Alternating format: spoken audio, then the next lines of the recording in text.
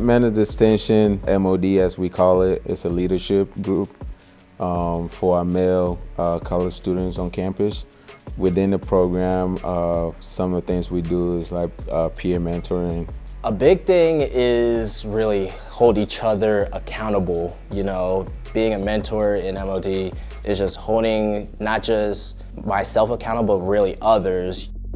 I received the Man of Distinction Excellence Award because, you know, showing expert leadership through the group as a president, you know, I have to provide that open space for all the members and, you know, give activities to the guys to enjoy their time over at MOD so they can consistently come back. And I want to build that community within a community. Receiving the award, it means like very much to me because there have been like plenty of groups that have came before me that, you know, don't really get the recognition that they should, and it really, I'm just a small part of what this award means.